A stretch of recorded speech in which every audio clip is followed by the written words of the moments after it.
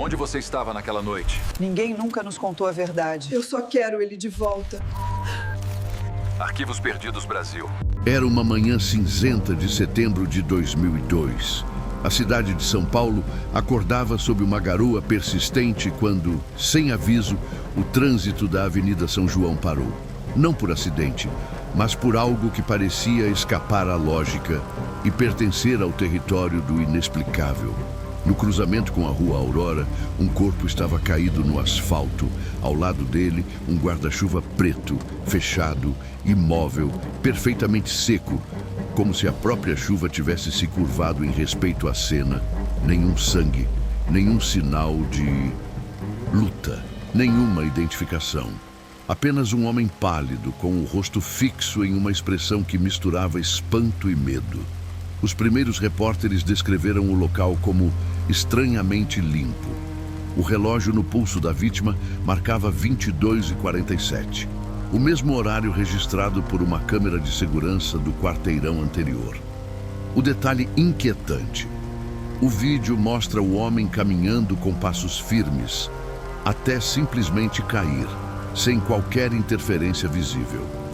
O som ambiente da gravação foi corrompido por um ruído agudo, algo semelhante à estática, seguido de um breve estalo. A polícia anotou possível mal súbito. Uma conclusão rápida demais para um caso que se recusava a caber no senso comum. O guarda-chuva, seco em meio à chuva. O rosto paralisado no susto. E o silêncio. O tipo de silêncio que pesa mais do que qualquer grito. Durante dias, o corpo ficou no IML com a etiqueta Desconhecido 1109B. Nenhum parente, nenhum registro, nenhuma pista. Até que algo ainda mais estranho aconteceu. O guarda-chuva desapareceu da delegacia sem que houvesse qualquer anotação de retirada. Nenhum policial assumiu tê-lo tocado. 2 décadas depois, um documento extraviado, uma fita perdida e um nome que não constava em nenhum arquivo reaparecem. E com eles, a sombra do homem do guarda-chuva volta a assombrar São Paulo. Mas afinal, quem era ele? E o que aquele objeto silencioso carregava de tão perigoso que precisou desaparecer junto com sua história? Se você quer descobrir quem era o homem do guarda-chuva e o que realmente aconteceu naquela manhã esquecida de 2002, inscreva-se agora no canal Arquivos Perdidos BR e deixe o like, porque nas próximas cenas as respostas começam a emergir das sombras. O ano era 2002 e São Paulo carregava no ar o peso da transição. As fachadas antigas do centro misturavam-se às novas vitrines de vidro e aço que prometiam modernidade, mas escondiam rachaduras invisíveis. A cidade pulsava em 2 tempos, o da pressa e o da ruína. Enquanto os bancos digitalizavam suas operações, as ruas da República, da Luz e da Consolação ainda pertenciam aos ecos do passado. Camelôs disputando espaço com o concreto, ônibus lotados atravessando o coração da metrópole e o som incessante de buzinas que pareciam ensaiar uma sinfonia do caos. A São Paulo de 2002 era um organismo exausto, vivo e adoecido. O medo era cotidiano. Assaltos nas esquinas, sirenes noturnas, olhares desconfiados. A violência não era exceção, era rotina. A cada madrugada, uma nova história se dissolvia no asfalto. E a indiferença coletiva tornava-se um escudo emocional. Era um tempo em que o esquecimento servia como anestesia e a pressa como fuga. O centro, onde o homem do guarda-chuva foi encontrado, era uma espécie de zona neutra entre o progresso e o abandono. Durante o dia, escritórios fervilhavam com promessas de sucesso. À noite, becos se enchiam de vozes quebradas, garrafas vazias e sombras humanas que pareciam se multiplicar com a escuridão. Era uma São Paulo que respirava fumaça e paranoia, onde o anonimato era não apenas possível, mas desejável. A polícia, atolada em casos mal resolvidos, via no desaparecimento de pessoas uma estatística previsível. As câmeras de segurança, instaladas às pressas por programas municipais, registravam fragmentos de vidas que se apagavam sem explicação. E era justamente nesses fragmentos que, anos depois, investigadores reencontrariam os passos do homem que parecia andar contra o vento, como se soubesse que o destino o esperava em plena avenida. Enquanto o país discutia eleições e economia, o coração da maior cidade da América Latina pulsava com histórias não contadas. Crimes pequenos, violências invisíveis, vidas apagadas sem testemunhas. Nesse cenário, o caso do homem do guarda-chuva não parecia um evento isolado, mas o reflexo de uma cidade que se acostumara a enterrar seus segredos de pé. E é nesse labirinto urbano, onde cada sombra parece guardar um nome esquecido, que surge a pergunta que assombraria a investigação por 2 décadas. Quem realmente era Luiz Otávio Marins? E o que o trouxe até ali naquela noite? Luiz Otávio Marins. Um nome comum o bastante para se perder entre milhares de cadastros, mas carregado de um silêncio que se tornaria enigmático.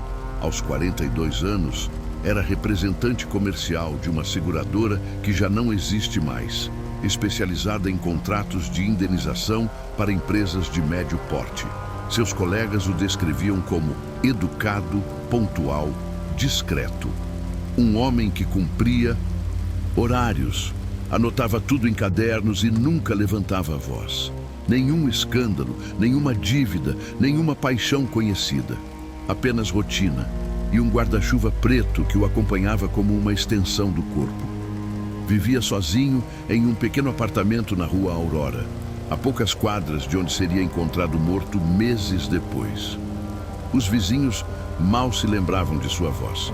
Diziam que saía cedo, retornava tarde e que, às vezes, deixava o rádio ligado por horas em volume baixo, como se precisasse de um som qualquer para não ouvir os próprios pensamentos. As anotações em seu diário de bolso revelavam uma mente metódica, quase obsessiva. Havia registros de gastos, trajetos, horários, mas também frases soltas e desconexas. A sombra voltou a me seguir. O guarda-chuva não é mais o mesmo. 2247, ponto final. Esses escritos encontrados anos depois entre os pertences arquivados pela polícia não foram levados a sério. O laudo psiquiátrico post-mortem solicitado por um delegado substituto sugeria transtorno de ansiedade crônica e isolamento social prolongado. Era a forma burocrática de dizer que Luiz Otávio vivia à margem da convivência, no limiar entre a sanidade e a solidão. Mas havia uma contradição. Em uma fotografia datada de 1998, ele aparece sorrindo, de terno claro, segurando o mesmo guarda-chuva, diante do edifício Copan. Ao fundo, o reflexo na vitrine mostra uma mulher observando-o, parcialmente encoberta.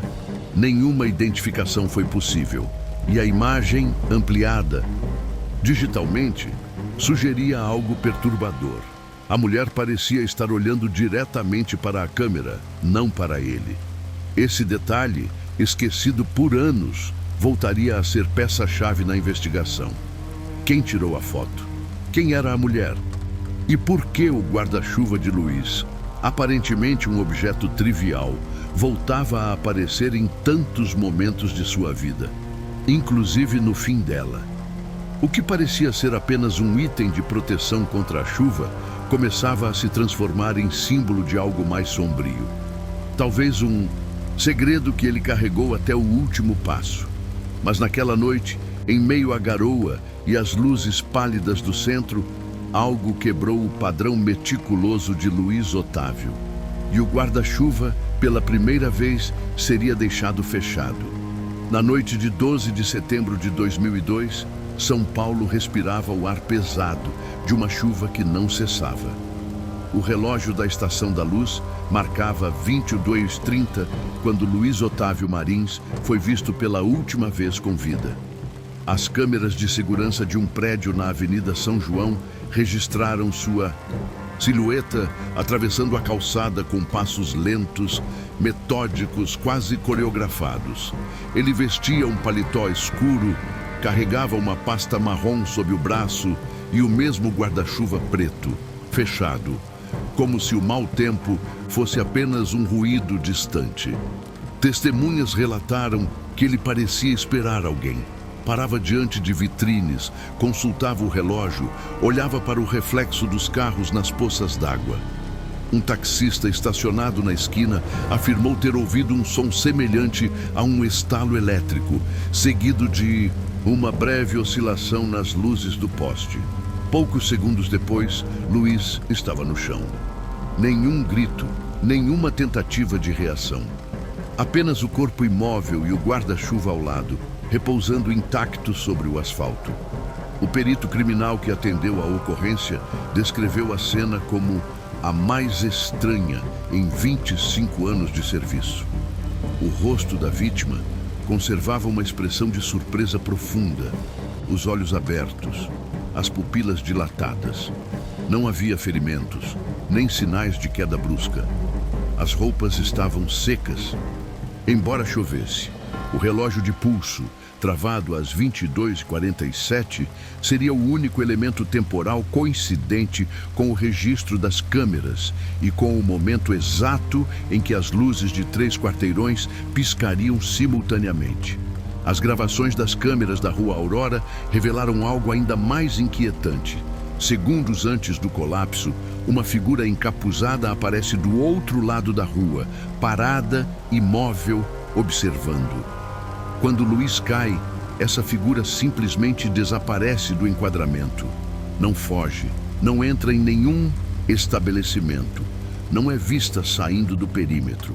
Ela some. A polícia classificou o trecho como inconclusivo devido à baixa resolução.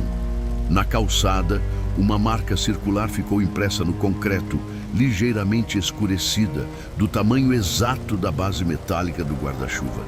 Nenhuma explicação química foi capaz de determinar o que a causou.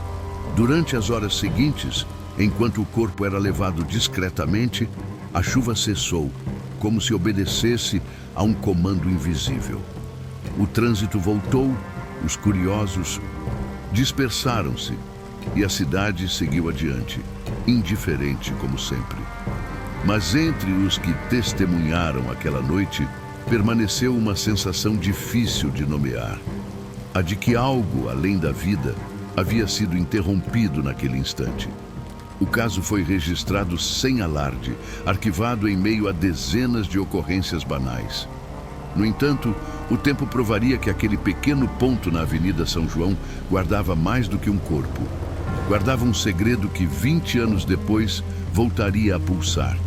Não nos arquivos da polícia, mas na memória insistente de quem se recusou a esquecer. Porque o verdadeiro mistério não começou naquela noite. Ele começou no dia seguinte. Na manhã seguinte, o centro de São Paulo parecia ignorar o que havia acontecido. Os jornais impressos trouxeram notas de rodapé, vagas e imprecisas, mencionando um homem encontrado sem vida na Avenida São João, causa indeterminada. Nenhum nome, nenhuma foto, nenhuma repercussão. O caso foi ofuscado por manchetes mais convenientes. Um escândalo político, uma operação policial mal sucedida, um assalto em rede nacional. Mas entre os que presenciaram a remoção do corpo, a imagem daquela madrugada permaneceu viva, quase obsessiva. Funcionários do edifício em frente disseram que o local fora lavado às pressas por ordem da prefeitura. A calçada, antes marcada pela estranha mancha circular, agora estava limpa, mas o concreto exibia uma coloração levemente diferente, como se algo tivesse queimado a superfície de dentro para fora. Na delegacia, os oficiais tratavam o caso com indiferença burocrática e qualquer tentativa de insistir em perguntas mais profundas era recebida com olhares evasivos. Naquela mesma tarde, uma mulher apareceu diante do local do ocorrido. Ninguém sabia quem era. Vestia-se de preto, deixou sobre o ponto exato onde Luiz Otávio caíra um buquê de flores brancas e um bilhete que o vento logo levou. Testemunhas juraram que ela chorava em silêncio e, quando perguntaram se conhecia a vítima, respondeu: apenas ele sabia demais. Durante dias, a região foi tomada por rumores. Alguns diziam ter visto clarões no céu, outros que ouviram um som metálico vindo das galerias subterrâneas. A rádio comunitária de Santa Ifigênia chegou a mencionar uma anomalia elétrica naquela madrugada, mas a concessionária de energia negou qualquer oscilação. A ausência de respostas alimentou o mito. Com o passar das semanas, o homem do guarda-chuva tornou-se uma sombra mencionada em conversas de bar, um símbolo de algo que a cidade pressentia, mas não compreendia. Os moradores começaram a evitar o cruzamento à noite, alegando sentir arrepios ao passar por ali. E então o caso foi esquecido, ou quase. Pois nas gavetas da terceira delegacia, um investigador curioso se recusou a encerrar o relatório. Ele acreditava que aquela morte escondia algo mais do que coincidência. Havia lacunas que não se encaixavam, evidências que sumiam, e uma sequência de coincidências que beirava o impossível. E foi assim que, sob o peso do silêncio oficial, nascia a investigação mais estranha dos arquivos paulistanos. O caso foi oficialmente classificado como óbito por causas indeterminadas, mas essa definição, fria e conveniente, jamais convenceu o investigador que primeiro chegou à cena. Seu nome era Delegado Ernesto Valença, um homem de carreira discreta, conhecido por não aceitar respostas fáceis. Nos relatórios internos, suas anotações eram diferentes das dos demais. Detalhistas, inquietas, quase literárias. Em uma delas, ele escreveu: há algo que não quer ser visto, mas insiste em permanecer. O primeiro ponto que chamou sua atenção foi o relógio da vítima, travado às 22h47. O perito eletrônico afirmou que a bateria estava intacta, mas o mecanismo havia parado como se uma descarga eletromagnética tivesse atravessado o metal. O segundo detalhe era o guarda-chuva, tecido seco, hastes enferrujadas por dentro, como se tivessem sido expostas a calor extremo. O terceiro ponto, o mais intrigante, estava no pulso de Luiz Otávio. Sob a pele, uma marca circular, fina, perfeita, do mesmo diâmetro da base do guarda-chuva. Valença tentou solicitar um laudo complementar, mas o pedido foi negado com a justificativa de baixa relevância pública do caso. Ainda assim, o delegado reuniu por conta própria depoimentos de pessoas próximas ao local naquela noite. Um garçom afirmou ter visto um clarão refletido nas janelas do prédio vizinho. Um motoboy contou ter ouvido um som parecido com vidro rachando no ar. Nenhum deles, porém, soube explicar o que aconteceu depois. Nas semanas seguintes, Valença recebeu uma ligação anônima. Uma voz masculina, grave e serena, disse apenas: ele não devia ter voltado lá. A chamada foi rastreada até um orelhão da Estação da Luz e as fitas de segurança mostravam um homem usando um sobretudo preto, detalhe anacrônico para uma primavera quente em São Paulo. Quando o delegado pediu para ampliar o vídeo, o operador notou algo perturbador. O homem estava parado na mesma posição durante mais de 7 minutos, completamente imóvel, sob a garoa. Ao cruzar os dados bancários de Luiz Otávio, Valença descobriu um saque feito às 21h52, cerca de 1 hora antes da morte. O destino do dinheiro nunca foi rastreado. Curiosamente, nas anotações do diário da vítima, havia um número de conta sem titular e a frase: "A troca será na chuva". As tentativas de aprofundar o inquérito geraram incômodo. O superior de Valença o advertiu formalmente por desvio de foco investigativo. Pouco depois, parte dos documentos originais desapareceu. Nenhuma auditoria foi aberta. Mesmo com os arquivos mutilados, o delegado continuou, como quem persegue uma sombra. Ele acreditava que o guarda-chuva não era apenas um objeto, mas uma chave. Talvez o ponto de contato entre o visível e o que a cidade insiste em enterrar. E foi nessa insistência que ele encontrou algo inesperado. 3 mortes anteriores, com padrões idênticos, todas envolvendo objetos metálicos e horários interrompidos. Coincidência? Talvez. Mas o tempo, naquele caso, começava a parecer um cúmplice. Com o avanço da investigação, as versões começaram a se multiplicar, cada uma mais improvável, mais fragmentada, mais conveniente para o esquecimento coletivo. O caso do homem do guarda-chuva dividia delegados, peritos e jornalistas independentes. Havia quem acreditasse em um crime comum, quem apostasse em causas naturais e quem afirmasse que Luiz Otávio havia sido silenciado por algo que nunca deveria ter visto. A primeira teoria, a mais prática e confortável para os relatórios oficiais, sustentava a hipótese de um colapso cardíaco repentino. Um mal súbito, sem antecedentes, sem explicação. Mas o exame toxicológico mostrava a ausência de álcool, drogas ou substâncias letais. O coração de Luiz estava intacto e o olhar petrificado, longe de refletir sofrimento, transmitia um tipo de espanto profundo, o susto de quem encara algo que desafia qualquer lógica. A segunda teoria ganhou força nas redações policiais, um assalto que deu errado. No entanto, nada fora levado. Nem dinheiro, nem documentos, nem o relógio caro que parou exatamente no instante da morte. O laudo complementar registrava a ausência total de sinais de luta. Era como se o homem tivesse parado por dentro, em um colapso que não atingiu o corpo, mas algo mais essencial.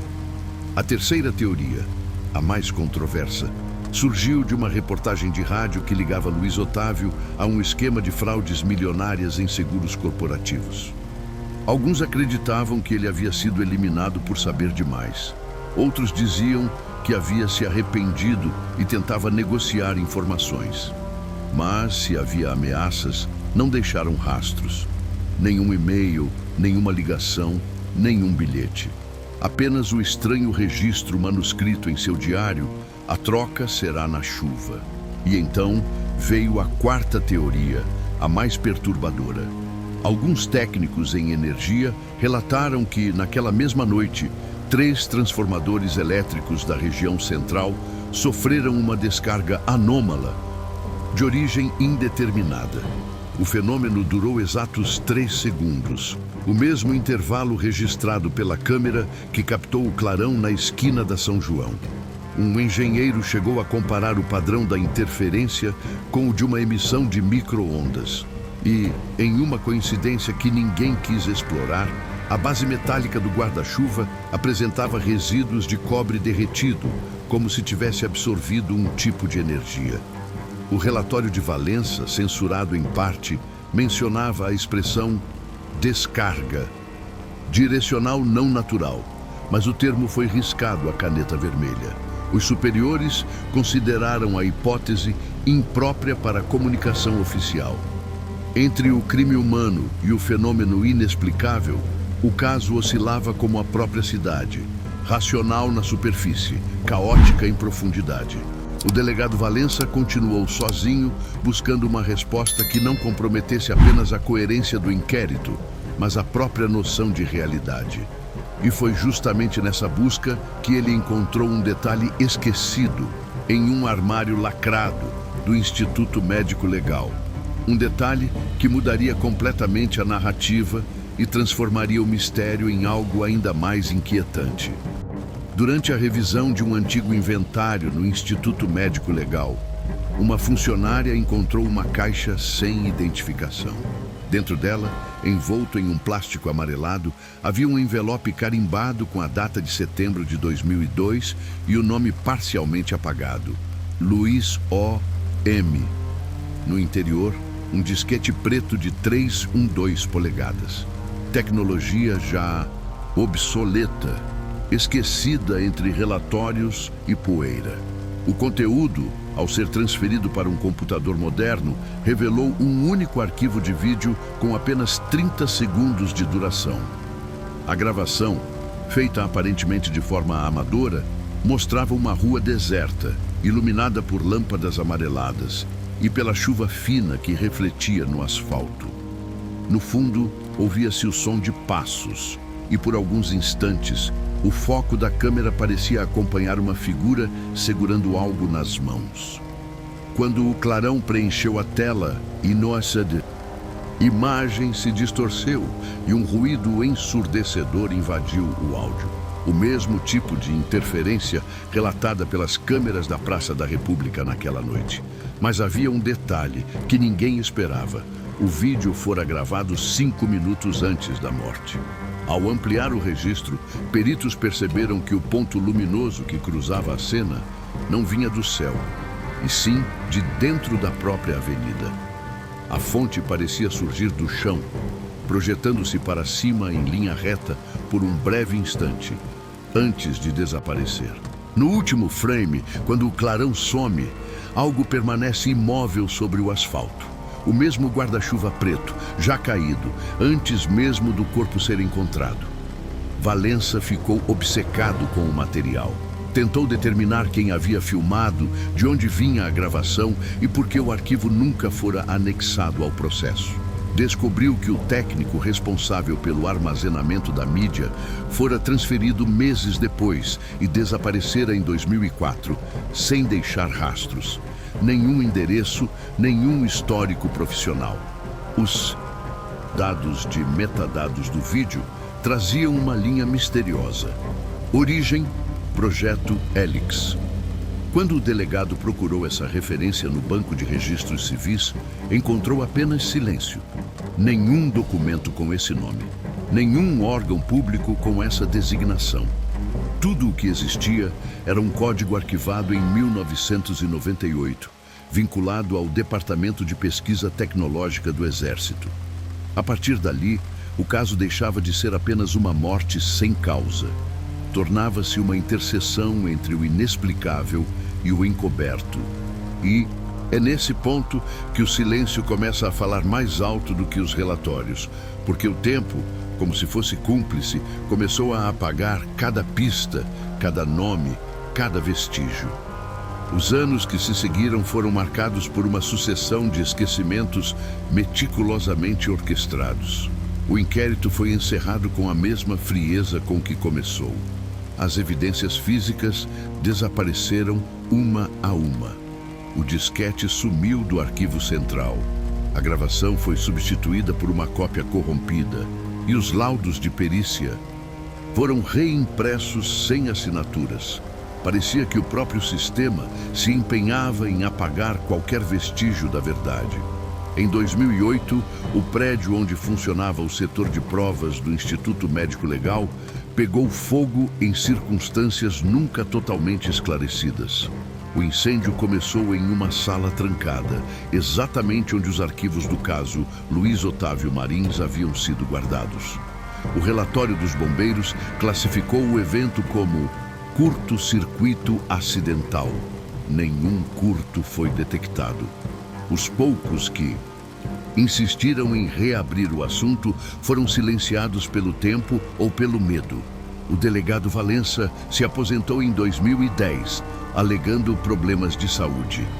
2 anos depois, desapareceu durante uma viagem ao interior, deixando apenas um caderno com anotações desconexas. Em uma das páginas estava escrito: "O que começou com chuva termina em cinzas." Ele não foi o primeiro.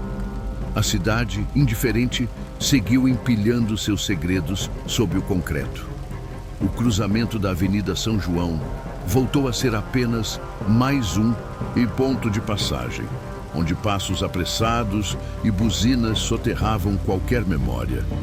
A mancha no chão desapareceu sob uma nova camada de asfalto e o prédio vizinho foi reformado, apagando o último vestígio físico de um mistério que nunca chegou a ser compreendido.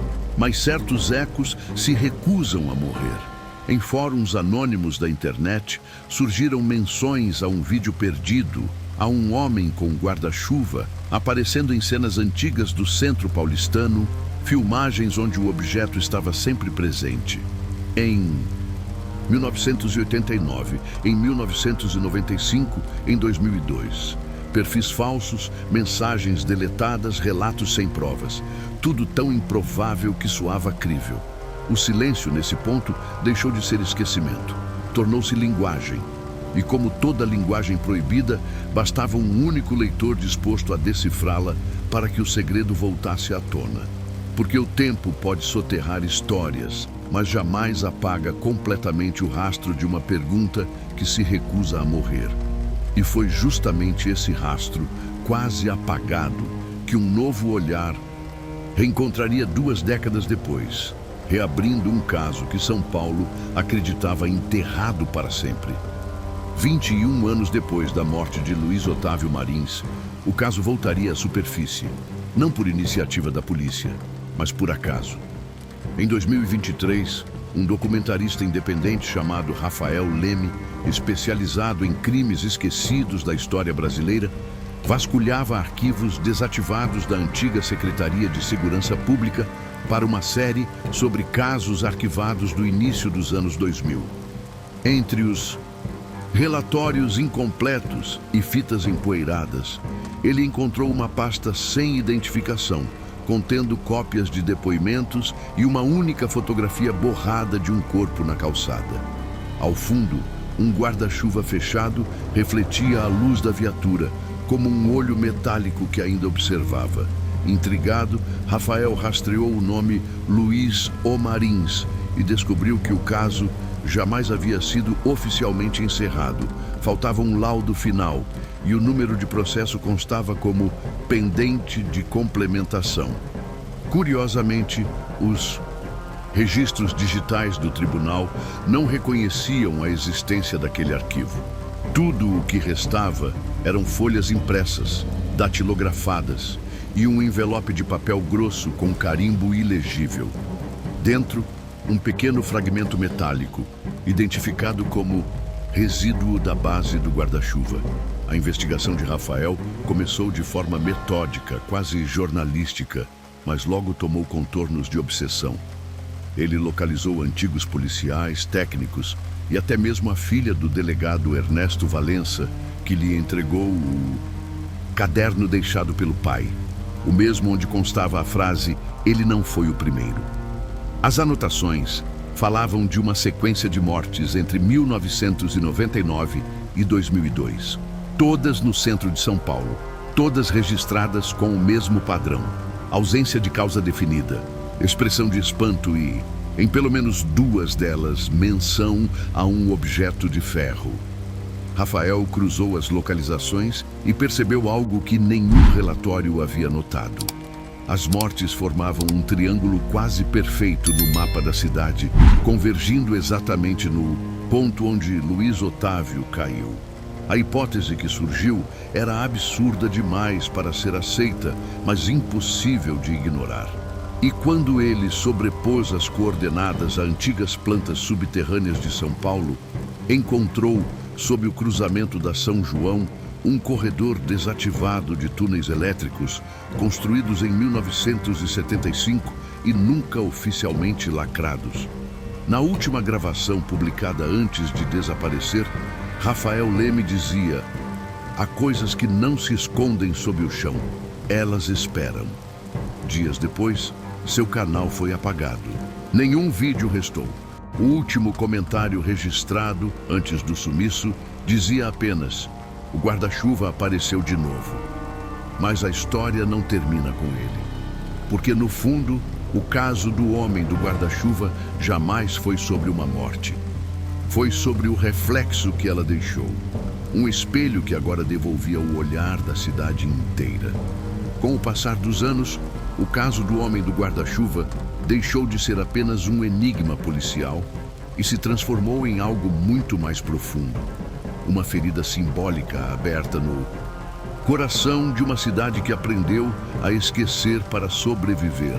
O que antes era investigado como um crime sem culpados tornou-se uma metáfora dolorosa sobre a fragilidade da memória coletiva, sobre a maneira como uma metrópole consome pessoas e histórias, até que restem apenas ecos.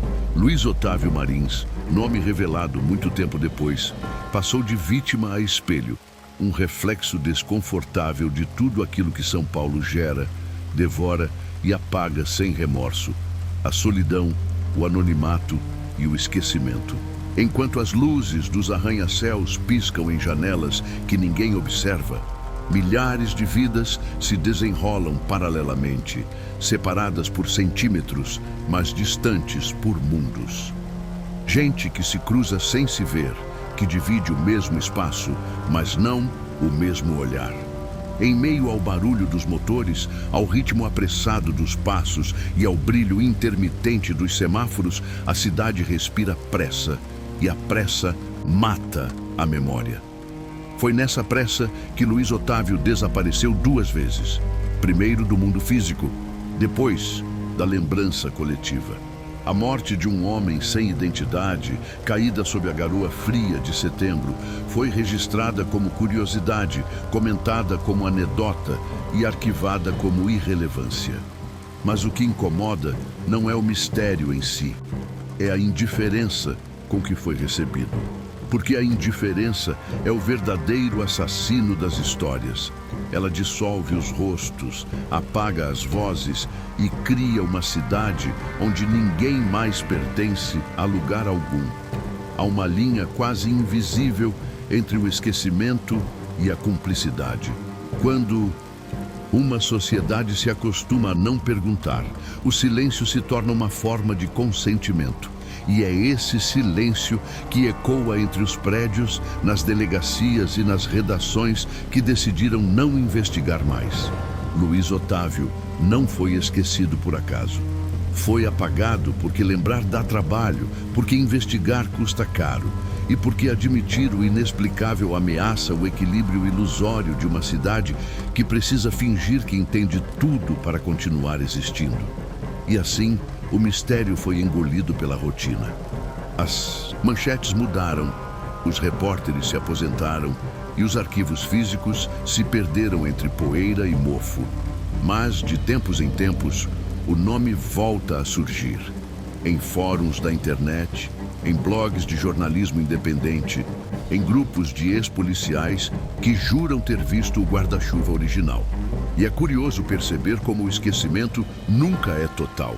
Há sempre alguém disposto a lembrar, mesmo quando o lembrar incomoda. O homem do guarda-chuva, nesse sentido, não é apenas uma vítima. É um símbolo da era da desconexão emocional. Vivemos tempos em que a informação é abundante, mas a verdade é descartável. Em que compartilhamos tudo, mas compreendemos quase nada. Em que sabemos nomes, mas não histórias. Luiz Otávio é o retrato desse abismo. Alguém que existiu, mas que para o sistema valia apenas um número de protocolo. Quando olhamos para o caso com distanciamento, ele se torna um aviso, um lembrete sombrio de que a ausência de respostas diz mais sobre quem investiga do que sobre o mistério em si. Porque toda sociedade produz seus fantasmas. Uns nascem da culpa, outros do descuido, e alguns, como Luiz Otávio, do simples fato de termos deixado de olhar para o lado.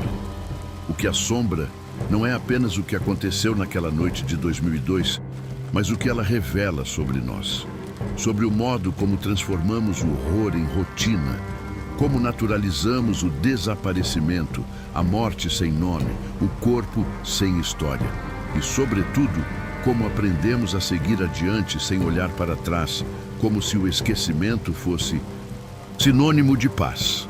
Mas o esquecimento não é paz, é anestesia. E toda anestesia um dia perde o efeito.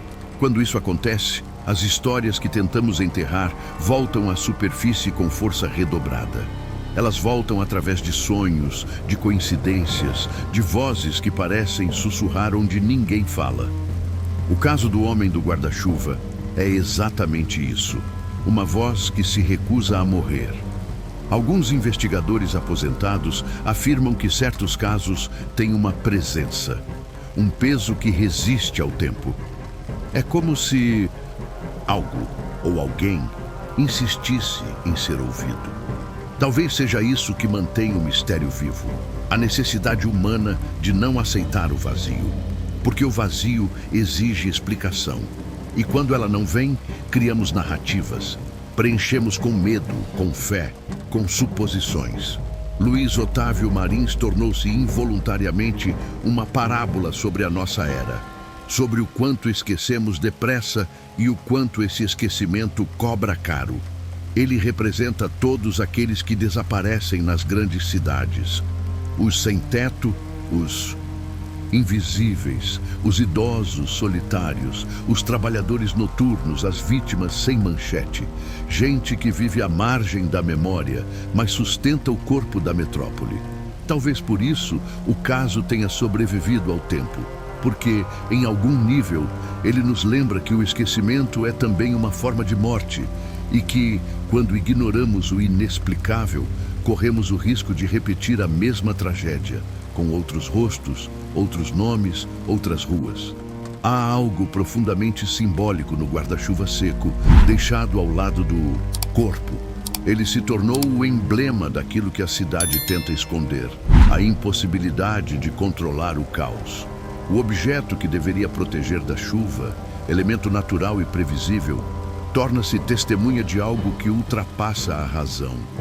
Um lembrete de que, por mais que criemos sistemas e estruturas, ainda existem fenômenos que escapam à lógica e verdades que o asfalto não consegue enterrar.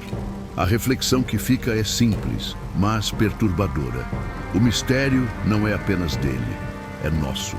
Cada vez que desviamos o olhar de alguém caído na rua, cada vez que fingimos não ouvir um pedido de socorro, cada vez que reduzimos uma vida a uma estatística, estamos participando da mesma engrenagem que apagou Luiz Otávio. E é justamente por isso que certos casos voltam. Porque há histórias que pertencem ao inconsciente coletivo. E o inconsciente, ao contrário dos arquivos, nunca esquece. Ele espera, ele observa. E quando o momento chega, faz o silêncio ruir. O homem do guarda-chuva é mais do que uma lembrança sombria de um corpo sem nome. Ele é um aviso, uma convocação para que olhemos de novo para o que fingimos não ver. Porque talvez o verdadeiro crime não tenha sido cometido naquela madrugada de 2002, mas todos os dias, nas ruas em que escolhemos não perguntar. O cruzamento da Avenida São João, hoje coberto por camadas de concreto e pressa, ainda guarda mais do que o ruído dos motores. Em certas madrugadas de chuva fina, há quem diga que o reflexo dos postes parece projetar a sombra de um homem parado, imóvel, como se esperasse algo que nunca veio. Ninguém sabe ao certo se é ilusão, coincidência ou um aviso, mas toda vez que a cidade desacelera, quando o trânsito se cala por um breve segundo, é como se o tempo respirasse de novo naquele mesmo ponto. Os arquivos oficiais encerraram o caso, as provas se perderam, os nomes desapareceram, mas há mistérios que resistem ao esquecimento institucional. Eles sobrevivem porque alguém, em algum lugar, ainda se recusa a aceitar a versão mais fácil. Luiz Otávio Marins pode ter morrido em 2002, mas o enigma que o cerca continua vivo, pulsando entre as sombras dos arquivos e a memória coletiva de uma cidade que insiste em fingir que não vê. O homem do guarda-chuva tornou-se um mito urbano, mas talvez nunca tenha sido apenas isso. Talvez ele represente algo que se repete, uma presença que observa, silenciosa, esperando o momento em que a verdade volte a atravessar a superfície do concreto. Porque em São Paulo, nada realmente desaparece. Tudo apenas muda de forma, de nome ou de endereço. E se há algo que esse caso nos ensinou, é que o tempo apaga rastros, mas não verdades. Nenhum segredo fica enterrado para sempre, e o que foi esquecido pelo Estado acaba sendo lembrado por quem busca respostas. O verdadeiro mistério agora não é descobrir o que aconteceu com Luiz Otávio, é entender por que ainda sentimos que ele nunca foi embora. Talvez, enquanto alguém continuar fazendo perguntas, enquanto houver vozes dispostas a reabrir as gavetas do silêncio, o homem do guarda-chuva nunca deixará de existir. Você acabou de ouvir mais um caso dos Arquivos Perdidos BR, onde o tempo tenta apagar histórias, mas nós as trazemos de volta à superfície. Se acredita que nenhuma verdade deve morrer soterrada, inscreva-se no canal, ative o sininho e venha investigar o próximo mistério conosco. Porque às vezes o que a história enterra é justamente o que o futuro mais precisa lembrar.